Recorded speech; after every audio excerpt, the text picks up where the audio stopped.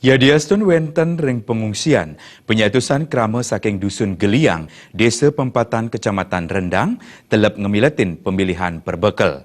Saking kutus tali langkung 100 dasa pemilih, sata 6 krama nyoblos ring pengungsian.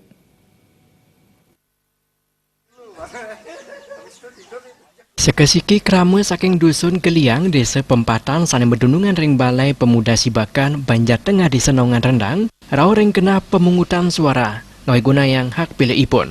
Antuk nganggen wewangunan sane pindah ke sekolah PAUD, satak 6 diri krama saking kutus tali 100 dasa pemilih, nyoblos ring TPS punika. Wenten taler sane sampun werde keiring ke TPS oleh panitia, mawinan presiden noi guna yang hak pilih. Pemilihan perbekal puniki kelasannya ngerahina dibi tanggal 10 Desember warsa kali tali pitulas. Pilkel kelasananya 11 dusun ring siang ngolas TPS.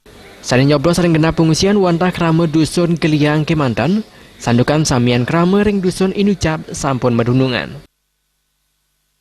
Bukan pemilihan ya? Ya, masih antusias sekali nih warga masyarakat, terutama yang dusun Geliang yang ada di pengungsian, masih antusias untuk melakukan pemilihan untuk pencoblosan perbekal yang baru.